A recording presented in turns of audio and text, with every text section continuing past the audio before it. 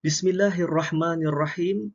Assalamualaikum warahmatullahi wabarakatuh. Alhamdulillah. Wassalatu wassalam ala sayyidina Rasulillah. Wa ala alihi wa sahbihi wa man walah amma ba'du. Pertama-tamanya saya ucapkan ribuan terima kasih kepada bahagian Falak dan Sumber Maklumat Jabatan Mufti Kerajaan Negeri Sembilan Darul Khusus yang menganjurkan diskusi kitab kita berkaitan dengan Nihayatul Matlub li Tasfiyatil Qulub yang disusun dan ditulis oleh Syekhul Islam Syekh Wan Sulaiman bin Wan Siddiq. Itu yang pertama.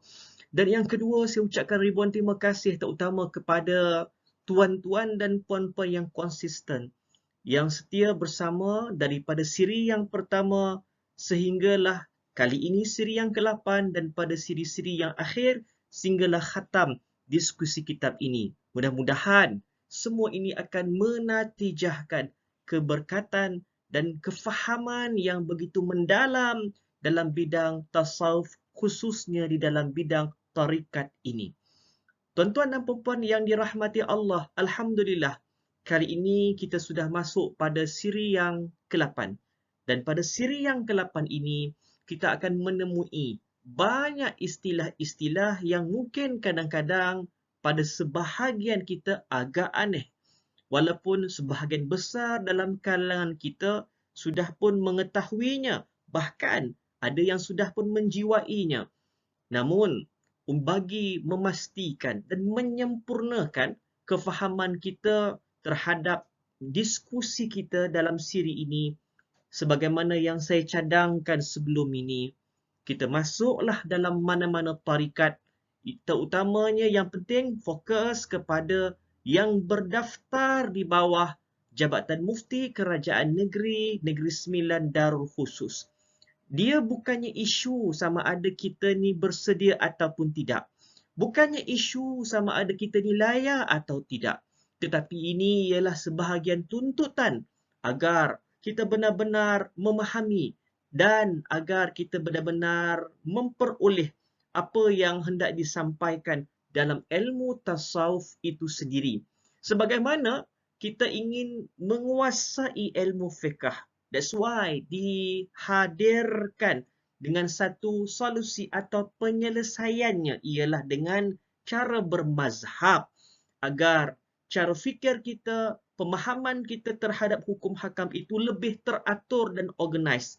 That's why perlu kepada bermazhab. Begitu juga lah dalam ilmu tasawuf. Bagi memastikan kita dapat memperoleh ilmu tasawuf ini dengan sempurna, ia perlu kepada satu guideline yang digariskan oleh sebuah madrasah ataupun panduan yang digariskan oleh mereka yang berautoriti dan dalam sepanjang sejarah yang disebut sebagai kumpulan atau madrasah itu untuk pengkhususan dalam bidang tasawuf dipanggil dengan nama tarikat. Dan lebih-lebih lagi dalam Negeri Sembilan, tarikat ini sudah pun dilindungi di bawah satu enakmen, iaitu enakmen Tarikat Tasawuf Negeri Sembilan 2005 bagi memperkasakan dan mengiktiraf tarikat itu sendiri. Tetapi yang penting, pastikan tarikat itu yang kita masuk, yang kita pilih ialah tarikat yang berdaftar agar tidak menimbulkan sebarang spekulasi, fitnah dan kontroversi.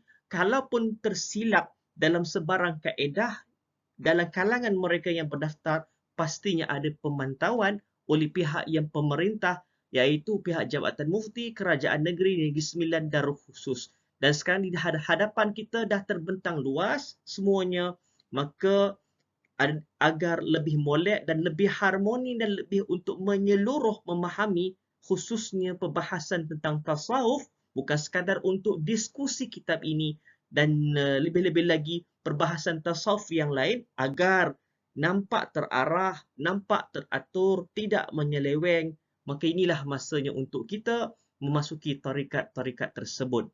Jadi tuan-tuan dan puan-puan yang dirahmati Allah Subhanahu wa taala, jadi pada kali ini kita masuk ke siri yang ke-8. Sebagaimana yang saya pernah sebutkan pada siri yang ke-7, ke-6 sebelum ini, bagi memastikan siri ini dan siri-siri yang akan datang, setiap istilah itu kita fahami, kita mesti buat revision. Atau paling tidak kita memahami apa yang sudah kita pelajari pada siri yang pertama, kedua, ketiga, keempat, kelima, keenam, ketujuh. Nanti barulah siri yang ke-8, pemahaman itu akan lebih kemas. Dia akan menjadi satu kejanggalan, pelik. Apabila kita terus masuk siri yang ke-8, tiba-tiba kita menemui beberapa istilah atau isu. Sedangkan perkara tersebut sudah pun disentuh paling tidak sedikit pada siri-siri sebelum ini. Tiba-tiba kita masuk siri yang ke-8, dikhawatiri ada beberapa perkara yang kita tidak fahami dan akhirnya mengkhawatiri diri kita sendiri, menyalah tafsirkan, describe yang tidak sepatutnya. Jadi insyaAllah tuan-tuan, saya dalam siri yang ke-8, saya akan cuba memudahkan bahasanya, kefahamannya agar kalaulah mungkin tuan-tuan dan puan-puan mempunyai kekangan revision untuk melihat pada siri pertama hingga ke-7, pada siri yang ke-8 tetap juga kefahaman berkaitan dengan tarikat tasawuf ini terarah kepada apa yang hendak disampaikan oleh Syekh Wan Sulaiman Wan Siddiq itu sendiri. Tuan-tuan dan puan-puan yang saya hormati sekalian, kita masih lagi berada dalam muka surat yang ke-14. Muka surat yang ke-14 di bawah tajuk besarnya ialah Zikir Sir. Di dalam tarikat Naqsyabandiyah, zikir utama yang diajarkan ialah zikir Allah, Allah. Namun zikir tersebut, ia mempunyai disiplin dan kaedah serta aturan yang tertentu. Sebahagian kecilnya sudah pun kita sentuh pada siri-siri yang sebelum ini.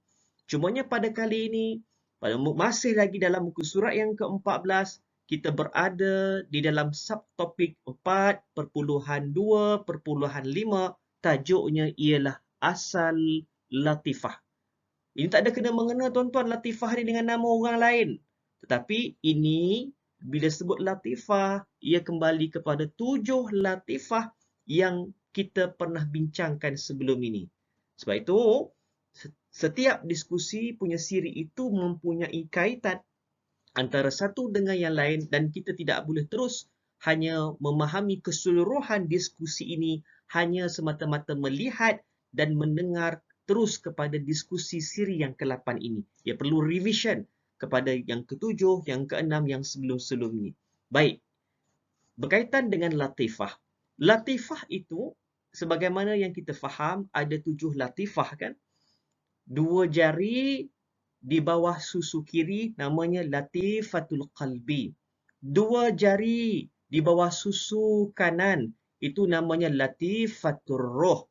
2 jari di atas susu kiri itu dinamakan sebagai latifatus sir. 2 jari di sebelah susu kanan atas. 2 jari di atas susu kanan itu dinamakan sebagai latifatul kahfi.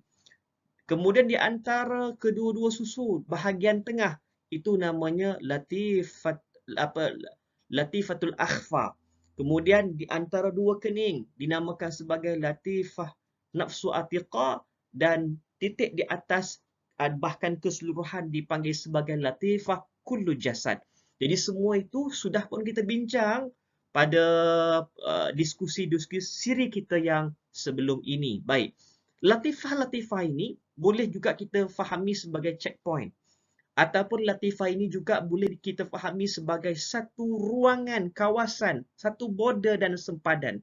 Yang mana ketika kita berzikir, kita meletakkan zikrullah itu supaya kesan daripada fokus, tumpuan, hentakan, desakan, apa lagi tentang berkaitan dengan poin zikrullah itu, ia menjadi sebati dan mesra pada setiap latifah-latifah.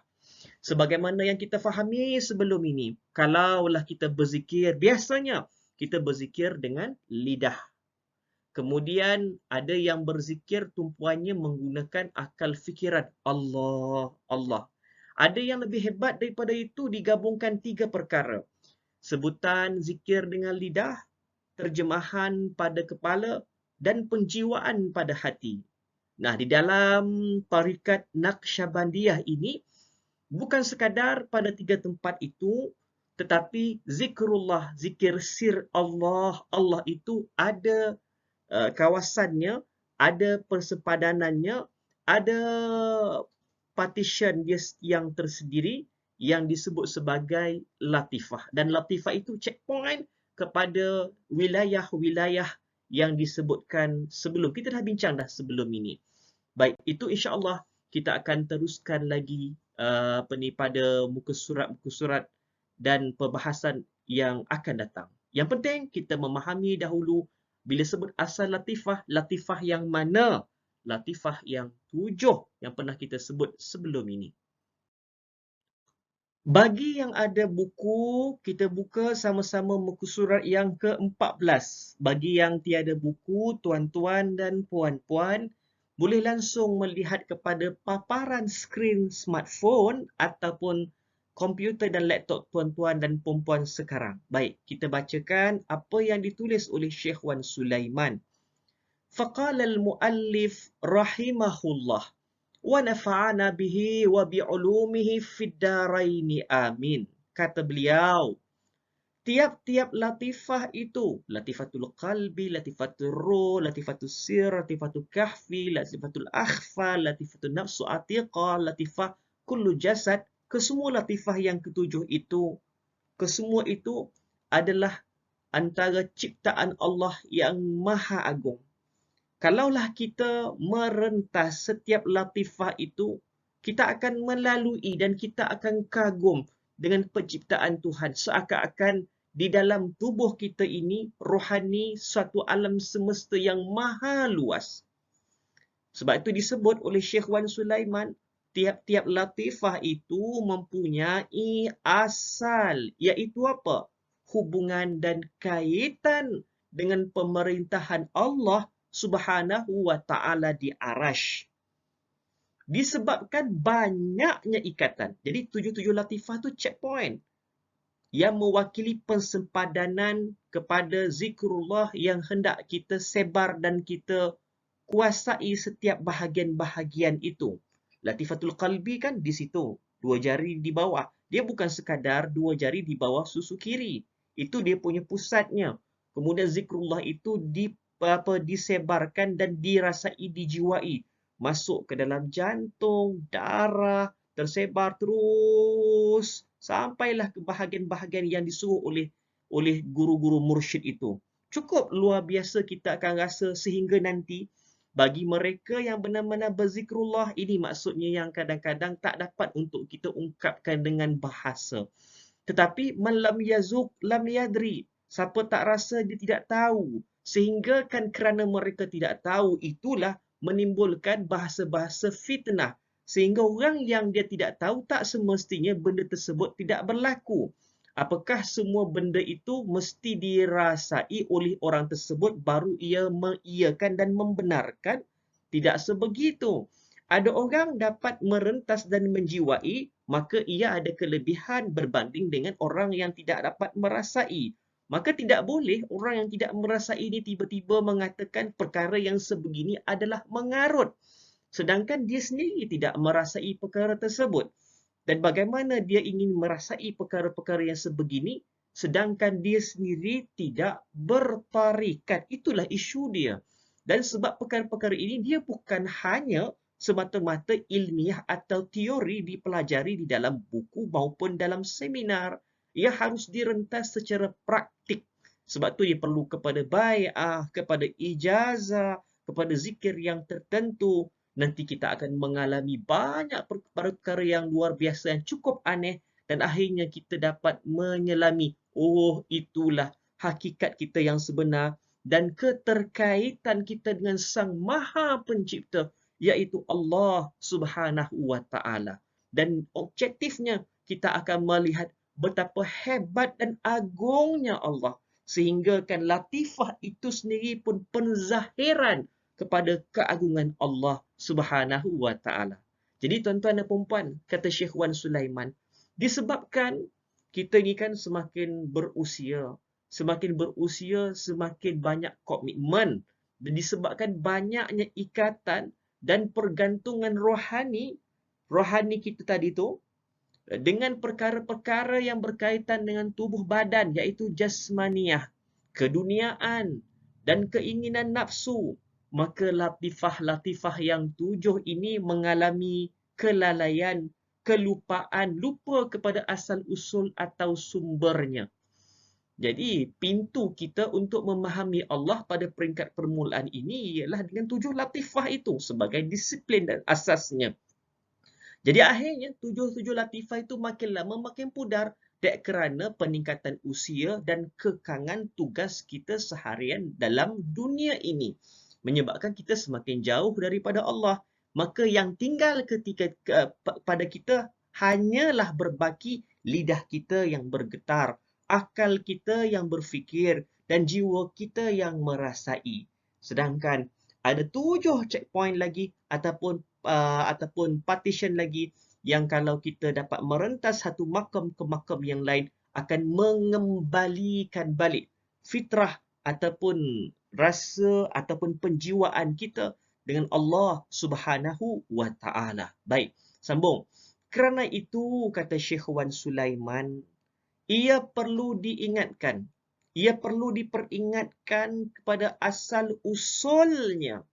Asal usulnya menerusi perantaraan, iaitu pimpinan dan tunjuk ajar Syekh Mursyid yang telah sempurna kerohaniannya dan dapat pula menyempurnakan orang lain. Sebab itu mursyid yang sebegini dipanggil sebagai kamil, mukammil. Mereka itu sempurna dan mudah-mudahan dengan izin Allah mampu juga menyempurnakan orang lain based on mereka punya experience atau pengalaman. Semua tu dengan izin Allah. Dan dengan memperbanyakkan zikir sehingga ia cenderung dan tertarik kepada asal usulnya.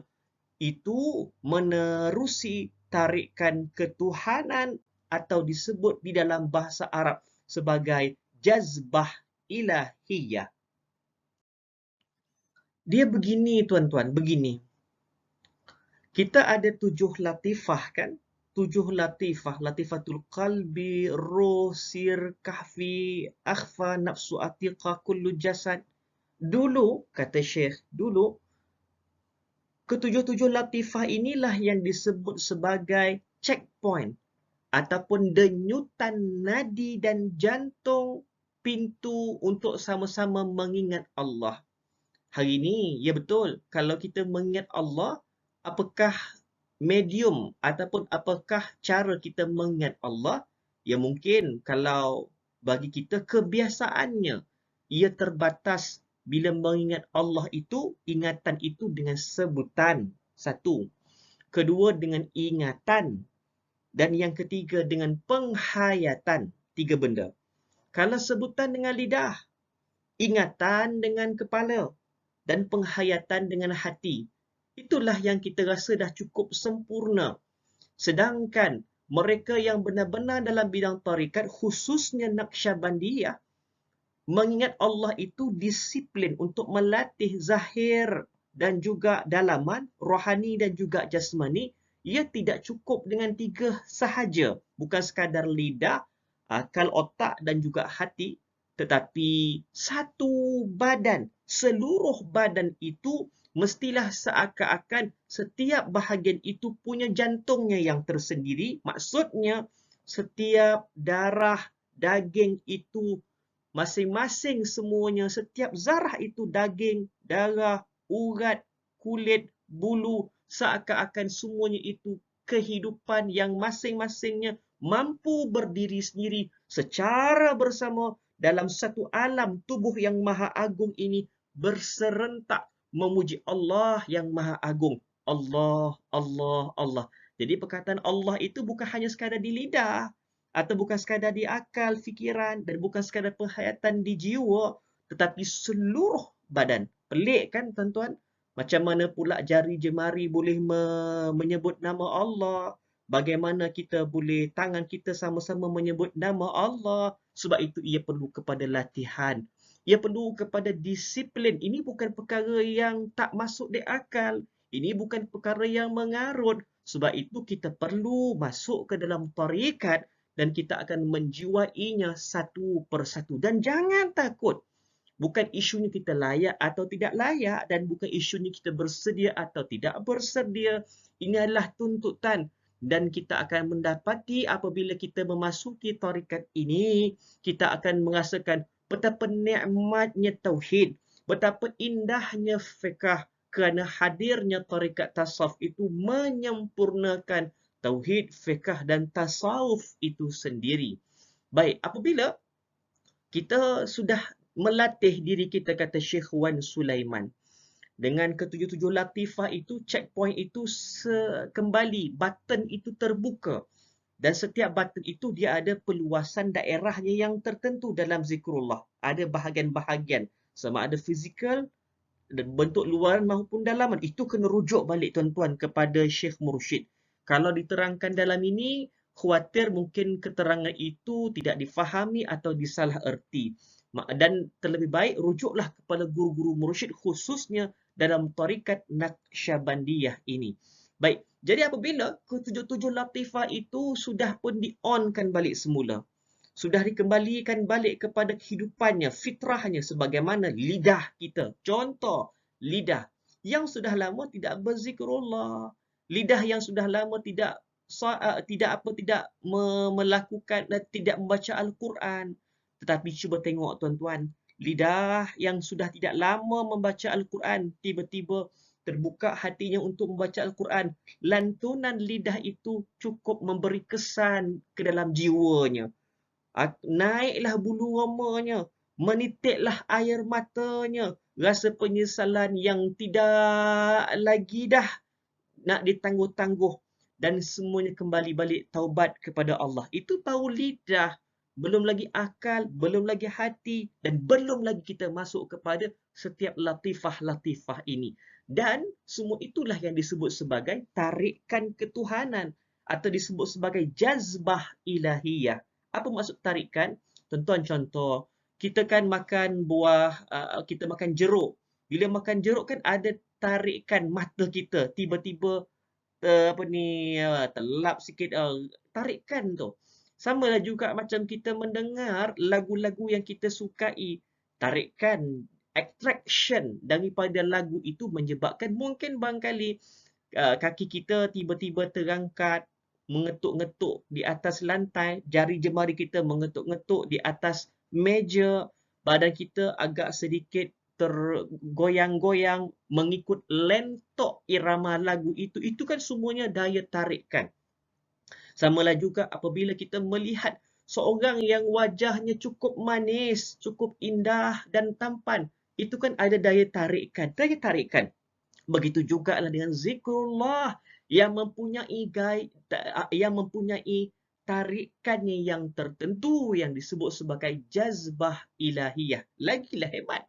Sebab tarikannya itu based on punca kuasanya zikrullah. Contoh, apabila seseorang itu berzikir menyebut Ya Ghaffar, Ya Ghaffar, Ya Ghaffar, wahai Allah yang Maha Pengampun. Orang tersebut pula menjiwai, disebut dengan lidah, menjiwai di akal, memahami artinya di akal dan menjiwai di hati, kan maksudnya wahai Allah yang Maha Pengampun.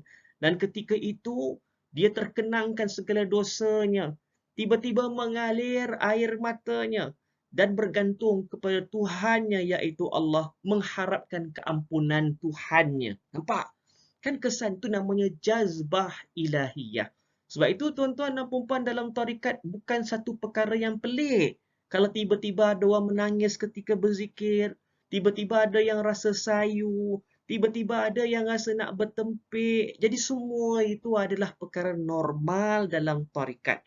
Jadi semua itu kita akan rasai kalaulah kita sungguh-sungguh dalam perjalanan ini. Mudah-mudahan kita semuanya mendapat keberkatan, barakah dan dipermudahkan urusan kita untuk makrifat kepada Allah Subhanahu wa taala. Itu disebut sebagai tarikan ketuhanan atau jazbah ilahiyah. sehingga ia sampai kepada asal usulnya, iaitu perbuatan Tuhan atau af'al. Dan kemudian sampai pula kepada punca bagi asal usulnya, iaitu sifat Tuhan. Dan akhirnya, tengok pada muka surat yang ke-15. Dan akhirnya, sampai kepada semata-mata zat Tuhan yang Maha Esa atau Zatul Bahs Al-Ahadiyah, tanpa terhijab dengan sesuatu sifat dan urusan atau syu'un atau perbuatan Tuhan itu sendiri. Maksudnya apa? Apabila seseorang itu berzikir, khususnya apabila contoh kita dalam konteks tarekat Naqsyabandiyah, dilatih untuk naik daripada satu latifah ke latifah yang lain atau dari satu makam ke makam yang lain, maka perubahan rohani itu akan semakin lama semakin bersinar, akan terbuka hijabnya dan dia akan merentas perjalanan itu dengan bimbingan guru mursyidnya. Banyak perkara yang dia akan alami, terutamanya berkaitan dengan tauhid. Di situlah ia akan dapat melihat bahawa kebergantungan hidupnya sepenuhnya mutlak kepada Allah Subhanahu wa taala, sesuai dengan munajat kita, ilahi anta maksudi wa ridhaka matlubi, wahai Allah, Engkaulah tujuanku dan redamulah yang aku cari. Di sebalik zikrullah Allah, Allah, Allah, Allah itu kan. Dan akhirnya kerana setiap checkpoint itu didominasi. Sehinggalah wilayah-wilayah sampailah ke kaki kiri, ke kaki kanan. Zikrullah itu menjala satu badan. Dia mesra zikir itu bukan sekadar di lidah lagi dah.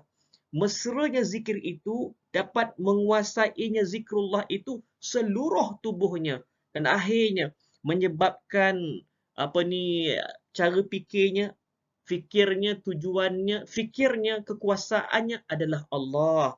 Cara pandangnya adalah Allah. Melihat alam sekeliling itu semua adalah tajallinya Tuhan, keagungannya Allah Subhanahu wa taala. Tuan-tuan dan puan-puan yang saya hormati sekalian, kita sekarang berada dalam kemuncak perbincangan atau diskusi kitab ini berkaitan dengan tarikat tasawuf. Dan jika timbul sebarang persoalan, isu ataupun sebarang pertanyaan, maka lebih molek tuan-tuan boleh bertanya kepada syekh-syekh tarikat yang saya nyatakan sebelum ini yang berdaftar. Atau tuan-tuan dan puan-puan boleh terus bertanya kepada saya sendiri atau kepada pihak Jabatan Mufti Kerajaan Negeri Sembilan Darul Khusus. Oleh kerana ungkapan-ungkapan yang disebut ini, ia mestilah berpaksikan kepada pengalaman. Dia tidak boleh kepada teori semata-mata. Dia tak boleh semata-mata dengan kita belajar melalui buku ini. Dia perlu kepada praktik. Kita kena merasai dan menjiwai. Jadi apa yang disebut oleh Syekh Wan Sulaiman dalam ini, apabila kita dapat menguasai dan menjiwai ketujuh-tujuh latifah ini dengan latifatul qalbi, latifatul ruh, sir kahfi, akhfa, nafsu atiqa, kullu jasad. Ada 7 checkpoint. Bukan sekadar menguasai 7 checkpoint. Setiap checkpoint itu pula kita menguasai daerah dan peluasan sempadannya. Dan itu semua latifah itu sebetulnya baru berada pada makam peringkat yang pertama yang disebut sebagai lataif. Selepas itu kita akan masuk beberapa proses aturan zikir yang seterusnya. Dengan zikir nafi isbat, wukufnya, lepas tu tahlilnya. Panjang lagi tuan-tuan. Jadi kita jangan risau. Walaupun nampak macam, bolehkah aku buat semua ni? Ya Allah, panjangnya. Tak. Jangan risau tuan-tuan. Semuanya itu kita akan dilatih satu persatu. Yang penting, kita istiqamah. Sebagaimana kita istiqamah, konsentrate daripada sir yang pertama hingga khatam. Begitu juga lebih-lebih lagi kita istiqamah apabila kita mempraktikkan dengan cara bertarikat itu. Okey, kita kembali balik. Kata Syekh Wan Sulaiman, apabila kita dah dapat grab dan menguasai kesemua lataif atau latifah-latifah yang 7 ini, kita akan dianugerahkan oleh Allah. Ini based on experience Syekh. Jadi kita akan dapat mencapai tajalli nama dia. Tajalli ni terangkatnya hijab, pemahaman terhadap sesuatu yang berkaitan dengan Tuhan, berkaitan dengan Allah. Ya, selama ni kita faham Allah itu maha mendengar, Allah itu maha melihat. Mari kita masuk ke dalam orang yang dibukakan hijab oleh Allah melalui proses lataif atau latifah yang 7 ini. Mereka bukan sekadar faham Allah itu maha melihat, maha mendengar, bahkan bergementaran jiwa raga mereka bila menyebut Allah itu maha melihat. Memang mereka diawasi setiap zarah, setiap nafas yang keluar masuk itu memang mereka dapat merasai Allah itu sentiasa maha melihat mereka. Sebab itu dalam ihsan menyebut bahawa anta'budallah ka'annaka tarahu fa illam takun tarahu fa innahu yaraka. Ihsan itu ialah engkau menyembah Allah dalam keadaan benar, dalam keadaan seakan-akan melihat Allah. Jadi mustahil tuan-tuan untuk kita melihat zat Allah yang maha agung. Tetapi jiwa kita merasai akan maksud tujuan daripada hadis tersebut. Seakan-akan melihat Allah. Maka apabila ketujuh-tujuh latifah ini bahkan seluruh tubuh kita dikuasai oleh zikrullah dan ini memberi kesan kepada fahaman Allah maha melihat, Allah maha mendengar, tauhidlah maksudnya. Maka mana mungkin kita akan melakukan perbuatan yang Allah tegah? Mustahil untuk kita melakukan perbuatan yang Allah Ta'ala larang kerana kekuatan dikuasai dengan zikrullah dalaman tadi. Dan oleh kerana kita dalaman itu sudah kuat taklukkan oleh Allah, maka kita kembali balik kepada sifat ubudiyah dan tujuan atas muka bumi ini, kita nak buat yang terbaik untuk Tuhan. Maka bila kita sebagai ketua keluarga, kita buat yang terbaik, melaksanakan tanggungjawab sebagai ketua keluarga. Sebagai contoh, dengan apa jua jawatan, kita buat yang terbaik sebab jiwa kita sudah diikat untuk berbakti kepada Allah dan dunia ini sebagai satu tempat pelaksanaan membuktikan ubudiyah dan pengabdian kita berbakti kepada Allah Subhanahu wa Ta'ala dan juga kepada keluarga, juga masyarakat dan juga negara. Jadi punca kuasanya adalah nak buat yang terbaik untuk Allah. Dicampak ke mana pun tak kisah dah. Yang penting apa yang Allah Ta'ala tentukan, kita nak buat yang terbaik dan persembahkan kepada Allah. Wahai Tuhan, inilah yang termampu mungkin kami lakukan. Kami persembahkan kepada Engkau, maka terimalah segala amalan kami. Rabbana taqabbal minna innaka antas samiul alim. Ini namanya tuan-tuan, tajalli. Tersingkap. Dia bukan hanya maksud tersingkap. Itu kita memandang kepada apa yang disebut dengan falsafah alam Jabarut, alam lahud. Tetapi keterkaitan dengan kehidupan dunia itu, ia juga. Dan dengan tercapainya tajalli ini, kata Syekh Wan Sulaiman, seseorang itu akan mengalami fana yang sempurna. Permulaan fana itu yang kita melihat ada orang tenggelam dengan menangisnya sebab memikirkan dosa yang banyak, ataupun mungkin tenggelam dengan menangisnya sebab memikirkan terharunya dirinya kerana Allah pilih diri dia untuk memperbaiki dirinya sendiri. Terharu, sifat terharu, terima kasih. Jadi tenggelam, itu permulaan fana. Mungkin ada yang menjerit sebab tak tertampung diri sendiri melihat keagungan di sebalik sebutan zikrullah itu permulaan fana. Fana ini maksud asalnya musnah.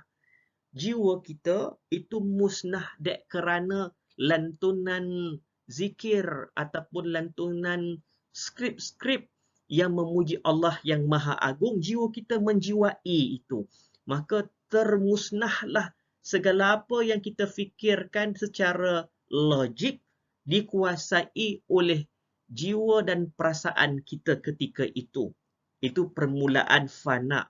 Dan akhirnya kita akan mengalami fana yang sempurna dan akan kembali kepada sedia kala yang disebut sebagai baqa.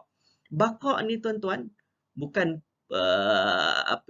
baqa' ni yang lebih sempurna daripada fana itu.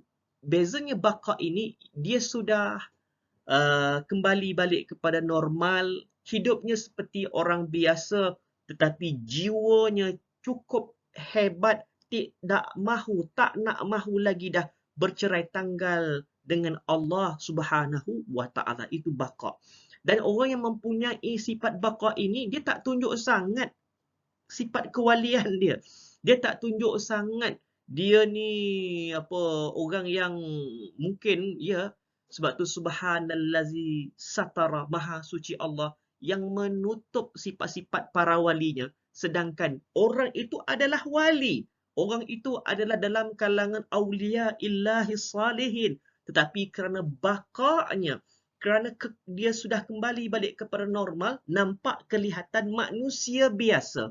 Tetapi dalamannya itu cukup dan amat luar biasa. Inilah yang disebut sebagai maqam baqa' yang lebih sempurna daripada maqam fana. Jadi, dia punya penjelasannya itu insya-Allah kita akan sentuh pada sesi-sesi ataupun siri yang akan datang insya-Allah. Jika kita tengok pada muka surat yang ke-15, ada nota kaki yang bertulis 26. Penting ni tuan-tuan. Berkaitan dengan apakah yang dimaksudkan dengan tajalli. Apakah yang dimaksudkan dengan tajalli? Baik, kita tengok kepada nota kaki atau boleh lihat kepada paparan skrin smartphone tuan-tuan dan puan-puan atau komputer masing-masing. Istilah tajalli, kata Syekh Wan Sulaiman, istilah tajalli dalam tasawuf bermaksud Allah menzahirkan dan menyatakan tanda-tanda keagungannya kepada makhluk.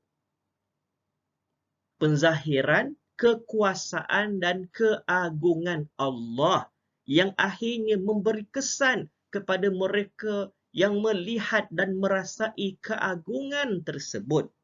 Gini tuan-tuan tajalli. Kita kan, dulu kita pernah dengar istilah, dek kerana seseorang macam Laila Majnun lah. Kerana sayang kepada pasangan kekasihnya, mandi tak basah, makan tak kenyang. Kalau makan sepinggan nasi tu pun, dia boleh berangan tu. Nampak muka si kekasihnya. Begitulah juga seseorang yang didominasi pemikirannya itu dengan sesuatu. Even kita dalam solat, kalau kita terlalu fikir contoh kan, kita fikir tentang bola ke atau apa sahaja benda pun nak masak ni, benda tu terlalu memberi kesan dalam pemikiran kita sehingga dalam solat pun terbawa-bawa. Kadang-kadang kita perbuatan zahiriah kita cukup dengan rukun qaulinya, fi'linya, cukup angkat takbir sampai bagi salam. Tetapi fokus pemikiran kita itu semuanya melencong, bukan terhadap apa yang kita sebutkan itu dan apa yang kita lakukan dengan perbuatan tadi. Jadi, itulah yang dimaksudkan tajalli itu terkesan dengan apa yang kita berikan penumpuan selama ini. Tajalli dia. Pandang kepada dinding. Kita ni kalau pandang pada dinding, dinding tu kosong. Tiba-tiba kita boleh tersenyum. Dek kerana apa? Teringat kita kepada kepada anak-anak kita, kepada isteri kita. Sayang itu luar biasa. Bila kita dah lama berpisah dengan keluarga, kita pandang, kita berangan. Pandang pada pokok. Pokok itu sendiri pun tergambar macam mana perilaku dalam keluarga kita. Kita rasa gembira sangat, walaupun yang dipandang itu pokok. Orang lain kata kita ni gila. Kita makan, kita tersenyum. Gila betul. Padahal kita tak gila. Kita memandang itu pandangan fizikal. Tetapi tumpuan dalaman kita itu kepada apa yang kita tajallikan. Kita nyatakan, pancarkan dalam pemikiran kita. Itulah yang dimaksudkan dengan tajalli. Begitu juga seseorang tuan-tuan dan puan-puan. Contoh ini pengalaman mereka yang berzikir komplit, sempurna dalam latifah tadi. Oleh kerana tujuh latifah itu dan akhirnya ia merangkumi keseluruhan badan berzikrullah, itu yang menjadi tidak mustahil.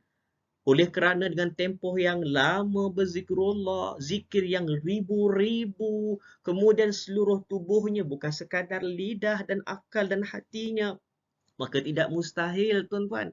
Dia pandang kepada alam, dia boleh menjerit sebab dia dikuasai dengan zikrullah Allah tadi. Maka apabila ia melihat pokok, ia berteriakkan menyebut Allah, itu yang ada yang pengsan. Sebagaimana yang berlaku kepada Nabi Musa alaihi salam yang apabila ingin melihat Allah Subhanahu wa taala, kan ada di bawah tu, nota kaki di bawah tu disebut, apabila Tuhanmu bertajalli, tajalla pada bukit. Maksudnya, tajalli itu apa? Bukannya zat Allah itu yang menjelma, tidak.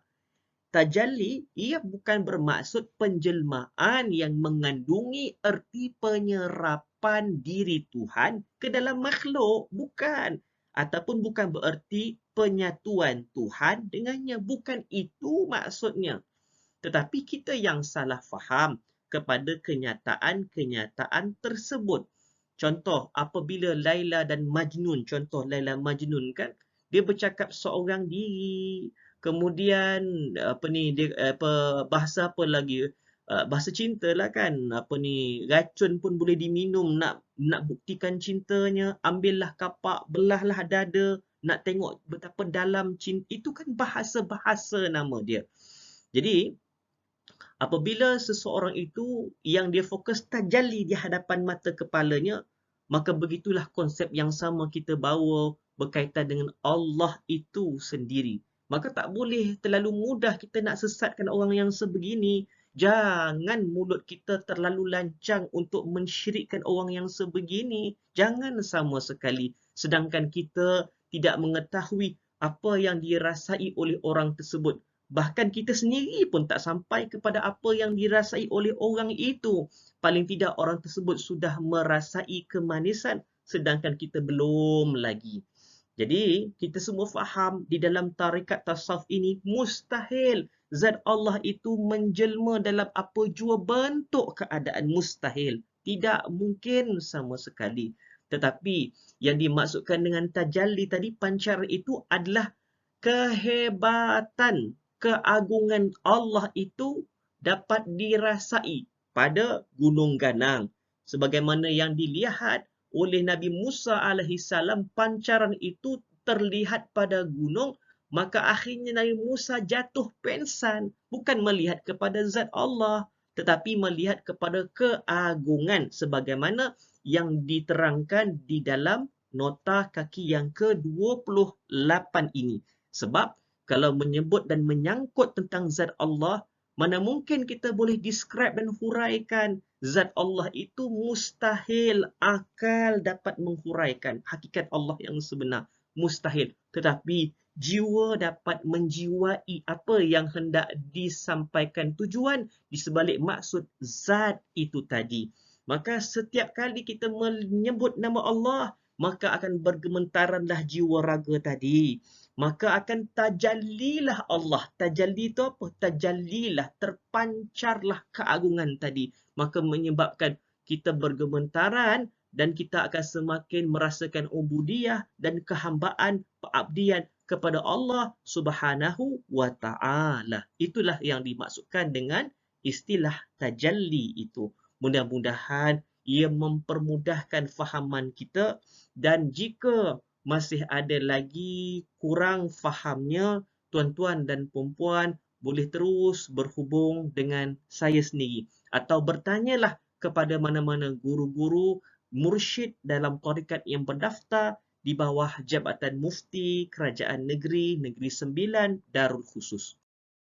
Dalam muka surat yang ke-15, kita masih lagi dalam muka surat yang ke-15. Disebut asal usul latifatul qalbi. Kat mana latifatul qalbi itu? Checkpointnya ialah 2 jari di bawah susu kiri. Itu checkpoint dia. Tetapi peluasan daerah dan persepadanan latifatul qalbi itu luas. Kat mana kita nak tahu? Itu kena masuk tarekat. Asal usul latifatul qalbi ialah af'alullah, perbuatan Allah. Jadi konsentrasi tetap zikrullah, Allah, Allah, zikir sir kan? Tetapi kesan dan natijahnya itu, inilah yang kita dapat menjiwai, iaitu af'alullah. Okay, fana latifah tak apa tu kita kemudian kan. Nanti kita pening nanti. Fana latifah, dia punya apa dapatan daripada latifatul qalbi ini ialah pada perbuatan Allah. Iaitu apabila af'alullah ini tajalli pada latifah ini, kan kerja kita pada latifatul qalbi ini kan zikrullah. Allah, Allah, Allah, Allah, Allah. Penuhkan dalam 5,000. Dia menjala tu, memenuhi, semua telah nanti semua akan diterangkan oleh guru mursyid. Kesannya daripada itu, dia akan mentajallikan bahawa Allah ini bukan sekadar pada tulisan iaitu Allah. Bukan sekadar pada sebutannya Allah. Tetapi ia akan menjiwai perbuatan-perbuatan yang dia lihat selama ini semuanya itu adalah atas izin Allah. Jadi dia akan tenteram dan tenang. Okey. Tanda fana latifah ini ialah terhapus pada pandangan rohani seseorang salik itu bahawa segala perbuatan makhluk di mana dia hanya memandang kepada pembuat dan pencipta yang hakiki bagi segala perbuatan yang terjadi, iaitu Allah Subhanahu wa Ta'ala semata-mata. Ini tuan-tuan, kita bukan bermaksud kita dah ikut fahaman Jabariyah, semuanya adalah Allah. Maksudnya yang buruk pun kalau orang tu mencuri, dah Allah takdirkan dia mencuri, dia berzina, Allah takdirkan dia berzina, semua tu perbuatan Allah. Bukan itu maksudnya. Sebab itu bagi memahami ilmu tasawuf dan tarikat ini, dia pun kena combinekan pemahaman dengan ilmu tauhid agar pemahamannya itu dapat diselaraskan dan tidak terpesong dan juga menyeleweng. Jadi maksudnya di sini kita masih firm dan masih lagi berpegang kepada konsep ahli sunnah wal jamaah kita. Ya betul, hakikatnya semuanya lah Allah. Tetapi adab kita, mana yang buruk itu kita yang asalnya. Dan yang baik itu datang daripada Allah. Walaupun hakikat yang sebenarnya itu kekuasaan atas segala-galanya adalah punca kuasanya Allah Subhanahu wa Ta'ala. Maka yang penting kita melihat kepada punca kuasa ini. Allah ini yang maha agung ini. Allah berhak kalau nak berlaku sesuatu perkara, kun fayakun, ia akan berlaku. Kalaulah benda itu A dan Allah kehendaki Z, ia pasti berlaku. Maka mereka yang sudah mesra dengan zikir ini, khatam pada latifatul qalbi ini, mereka akan dapat merasai pancaran-pancaran kenikmatan yang disebut sebagai istilahnya tajalli tadi. Mereka akan melihat tajallinya apa, pancarannya apa, kesannya apa. Af'alullah di situ.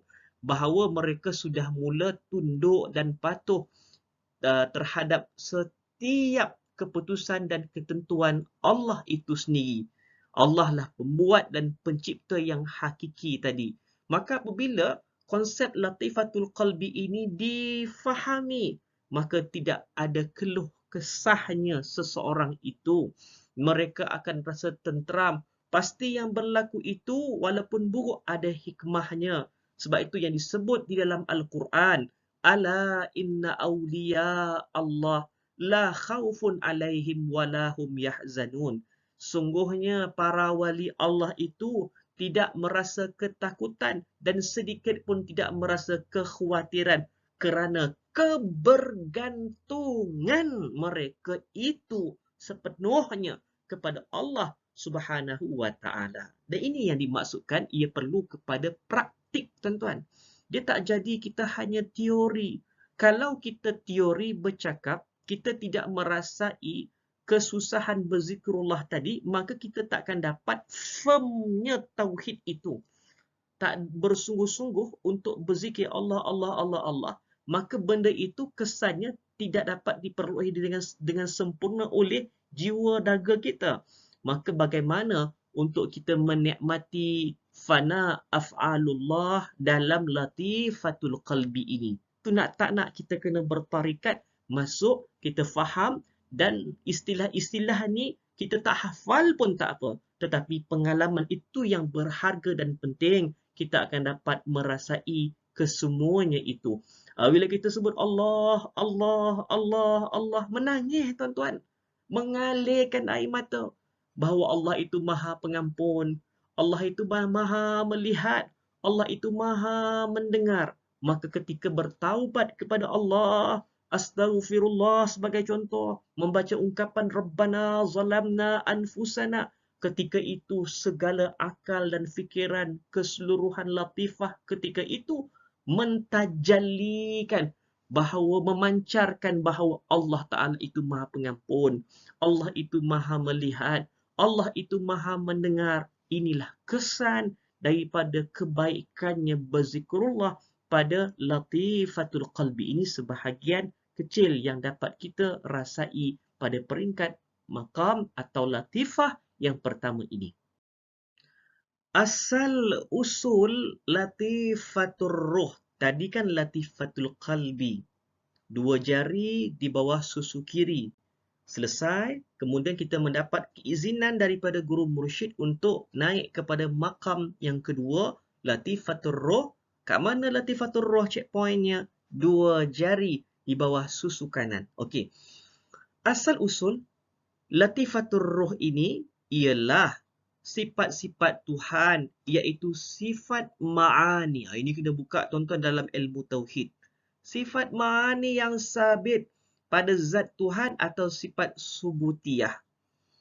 Fana latifah ini ialah pada tajalli sifat subutiyah, iaitu apabila sifat subutiyah tertajalli pada sifat tersebut, maka ia akan mengalami fana. Di ayat itu dah start berpusing-pusing, padahal Syekh Wan Sulaiman cuba untuk menjelaskan dengan lebih mendalam. Poin dia macam ni. Tadi kan kita dah selesai berzikrullah Allah, Allah, Allah, Allah pada latifatul qalbi yang 2 jari di bawah susu kiri. Apabila dah selesai, ia masuk dan mesra pada bahagian dan daerah mengikut aturan dan kaedahnya. Ketika itu, ia akan memperoleh dapatan atau pancaran daripada zikrullah yang disebut sebagai tajalli itu. Dan seseorang itu akan dapat menjiwai dan merasai bahawa betapa hebatnya Allah, agungnya Allah, punca kuasa segala-galanya adalah Allah yang menentukan segala-galanya yang berlaku. Allah lah segala-galanya. Itu adalah yang pertama. Masuk kepada latifatul ruh itu, apabila zikrullah itu juga penuh pada zikir yang ke-6000, pada tempat-tempat dan aturan yang tertentu, menjala tu, banyak tu dengan mesranya zikir tadi, maka kesannya akan terpancarlah sifat-sifat ma'ani Tuhan. Akan dia merasailah penjiwaan terhadap kelembutan-kelembutan Allah itu. Dan ketika itu, yang disebut di situ ialah pandangan rohani seseorang salik hanya tertumpu pada memandang kepada sifat Allah semata-mata dan terhapus segala sifat sesuatu yang lain daripadanya dari pandangan rohaninya. Tuan-tuan, perempuan, bayangkan tuan-tuan dan perempuan, kita sekarang ni baru 2 makam. Makam latifatul qalbi dah. Time tu kita dah memang dikuasai. Dulu kita rasa akal kita di kepala. Tetapi apabila kita memberikan konsentrasi kepada latifatul qalbi, kita akan rasa, ada akal ke dekat sebelah bawah kita ni? Dulu kita rasa jantung kita berdetak hanya pada satu bahagian. Tetapi apabila kita memberikan konsentrasi kepada tempat-tempat yang tertentu, tempat tersebut hidup. Dia on dan switchnya itu terbuka dengan sendiri. Kita rasa macam ada alam lain, orang lain pada setiap checkpoint itu. Setiap checkpoint itu ada akalnya, ada hatinya. Itu semua tidak dapat kita rasai, melainkan kita peroleh secara praktikal dan masuk dalam tarikat. Baik, sekarang ni kalau dalam Latifatul Ruh, dia akan melihat sifat Allah tadi.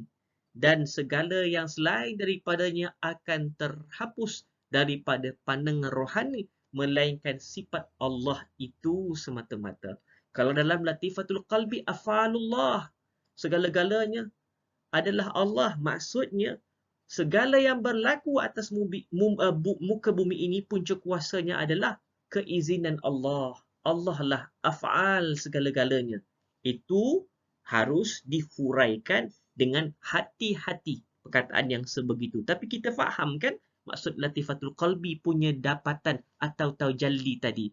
Dan apabila kita masuk kepada Latifatul Ruh pula, ia dapatannya atau pancaran di sebalik latihan rohani itu ialah memandang kepada sifat Allah itu. Itu yang kadang-kadang dia menjadi semakin sayu, semakin rasa nak menangis sebab memandang sifat-sifat Allah tadi. Dan dalam keadaan kerana fokusnya kepada sifat-sifat Allah, melalui penumpuannya kepada zikrullah, zikir sir Allah itu, terhapuslah segala sifat sesuatu yang lain daripada Allah, daripada pandangan rohaninya. Inilah yang dimaksudkan penting sangat kita perlu kepada guru mursyid yang boleh memberikan guideline, yang boleh memberikan pandangan dan memberikan bimbingan kepada kita dari awal hingga akhir. Tuan-tuan dan puan-puan yang saya hormati sekalian, ini adalah cadangan yang sejujurnya daripada saya. Semua yang berkaitan dengan asal-usul ini sama ada asal-usul Latifatul Qalbi, kemudian asal-usul Latifatul Ruh. Lepas tu sekarang kita akan masuk Latifatul Sir, lepas tu Latifatul Khafi, Latifatul Akhfa, lepas tu nafsu atiqah dan akhirnya kullu jasad. Dan asal-usulnya ini sebetulnya tajallinya itu pancaran dan dapatan di sebalik latihan rohani kita yang konsisten. Bagi setiap latifah itu yang kita penuhi dengan zikrullah, zikir sir Allah. Yang bukan sekadar pada checkpointnya sahaja, tetapi meluas dan menjalar meresap secara harmoni dan mesra kepada setiap kawasan-kawasan di bawah checkpoint latifah-latifah itu dengan pemantauan guru-guru mursyid, maka tajalli, kesan, pancaran itu sebetulnya semua kita tahu adalah kembali balik kepada munajat tadi. Ilahi anta maksudi. Tujuannya adalah Allah. Ghayahnya adalah Allah. Tinggal lagi cara kita masing-masing menghuraikan, kita describe based on our experience itu berbeza-beza. Maka sebab yang demikian, kalaulah bagi saya sendiri, saya tidak berapa cenderung untuk menghuraikan asal-usul ini dengan lebih mendalam. Kerana dapatan kerohanian kita berbeza-beza. Andai pun saya cuba usaha untuk menerangkan, ia kadang-kadang pasti mungkin barangkali dapatan daripada tuan-tuan dan puan-puan juga adalah sedikit berbeza. Maka sekurang-kurangnya lah apa yang disampaikan oleh Syekh Wan Sulaiman bin Wan Siddiq ini kepada kita, sekurang-kurangnya kita nampaklah gambaran sedikit. Setiap latihan kerohanian yang melalui 7 makam latifah itu mempunyai banyak dapatan kebaikan kerohanian. Cuma pada muka surat yang baru, tuan-tuan boleh buka muka surat yang seterusnya, saya akan cuma baca sahaja. Tinggal lagi dia punya tajalli atau pancaran kesan daripada setiap latifah-latifah ini, dia hampir lebih kurang sama. Tapi huraiannya sedikit berbeza. Based on experience, pengalaman masing-masing ketika merentas. Sebab tuan-tuan begini, dalam kalangan kita ini, semuanya ini berbeza latar belakang pendidikannya, berbeza cara hidupnya, berbeza cara kita approach masyarakat, kita mendekati masyarakat. Dan semuanya ini juga memberi kesan sejauh mana kita dapat menguasai setiap latifah. Dan ini juga akan memberi kesan kepada apa yang kita peroleh atau dapatan daripada penguasaan setiap latifah-latifah ini. Dan sebab itu dikatakan tadi bahawa pengalaman kerohanian itu berbeza kebiasaannya setiap orang. Tetapi kesemuanya itu mentauhidkan Allah. Kesemuanya itu kembali balik kepada Allah. Baik, kita terus kepada latifah yang ketiga. Dua jari di atas susu kiri yang dikenali sebagai latifatus sir. Asal usul latifatus sir ialah hal ehwal zat Tuhan atau syu'unu zatiyah. Bukan bagi tahu hakikat Allah yang sebenar. Kita dah sepakat tadi bahawa mustahil akal kita dapat menangkap hakikat zat Allah. Mustahil ada mana-mana perkataan yang boleh menghuraikan tentang zat Allah. Mustahil. Tapi jiwa kita dapat memahami tujuan yang dimaksudkan dengan zat Allah itu sendiri. Baik, iaitu sifat nafsiyah.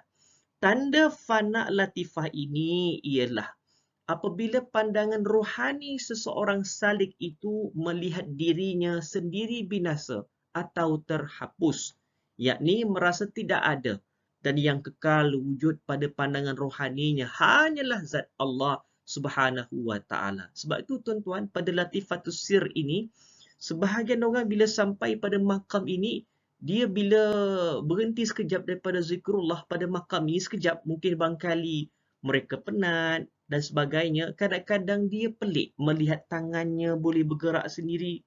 Dia seakan-akan ketika itulah kita merasakan kehidupan kita sudah punya nadi yang ketiga, yang keempat. Kita ada jantung, nadi yang pertama.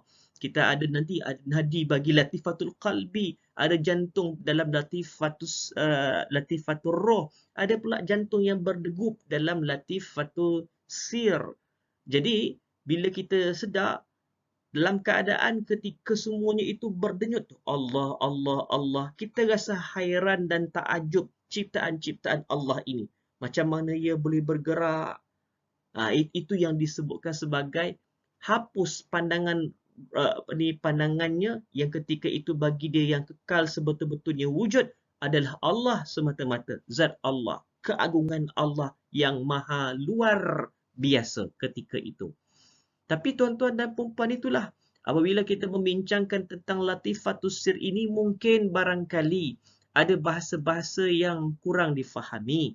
Mungkin ada barangkali perkataan-perkataan yang harus diteliti dan harus hati-hati dan mesti diselaraskan dengan pemahaman tauhid dan fiqh itu sendiri. Baik, selesai latifatus sir. Sama je tuan-tuan, dia simple macam tu je. Kita tak payah nak pening-pening, kerja kita masuk tarikat, kemudian kita akan dipimpin merentas setiap latifah-latifah itu. Nanti setiap perjalanan latihan rohani itu kita akan menemui perkara-perkara ini yang wajib kita kena laporkan kepada guru mursyid. Itulah yang paling simple.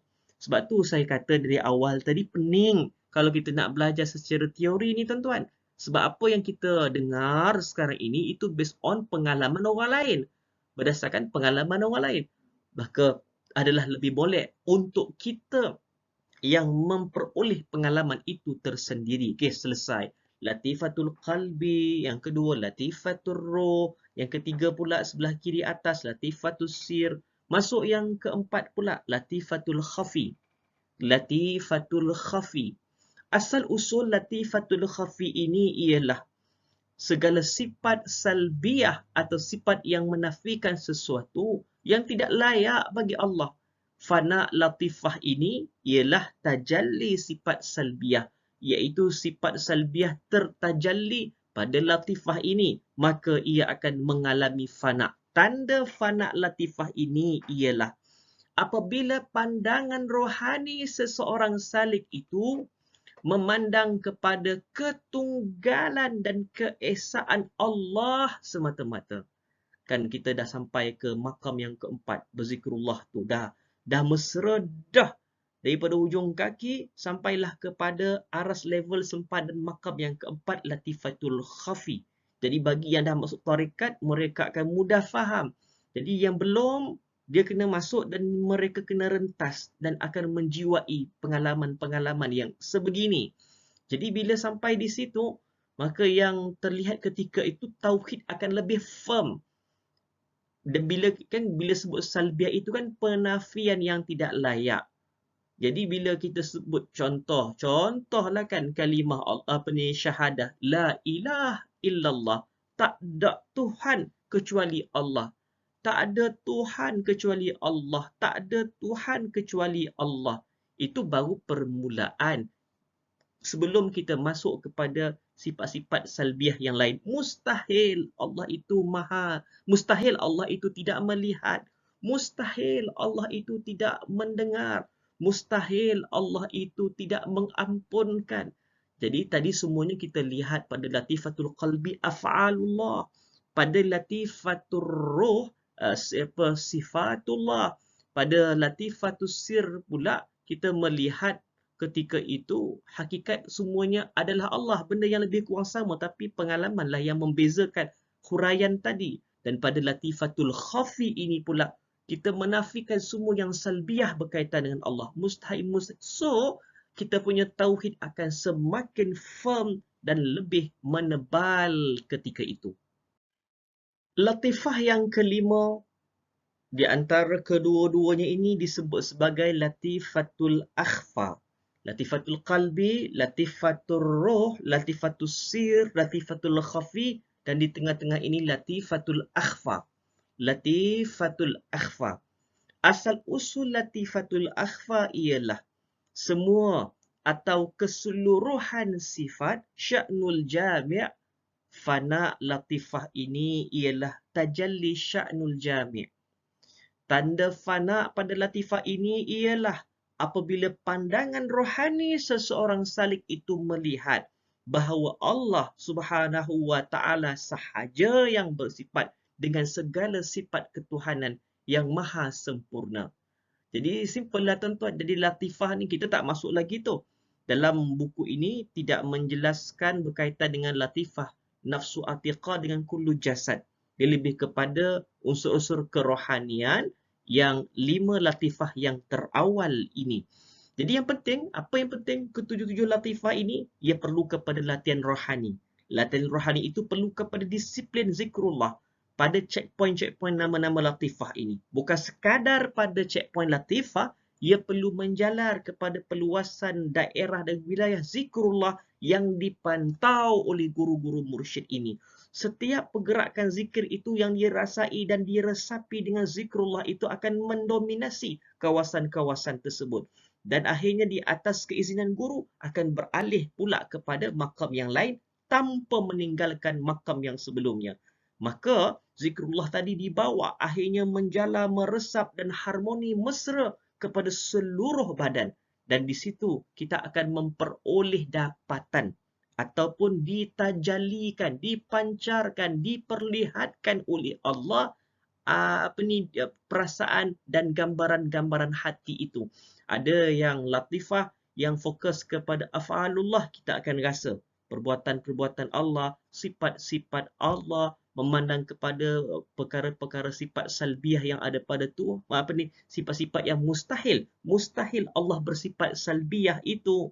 Dan banyak lagi semua ini, dan semua itu mengajar kembali kepada mentauhidkan Allah, mengagungkan Allah, mengesakan Tuhan. Dan inilah intipati kepada tarikat tasawuf itu sendiri.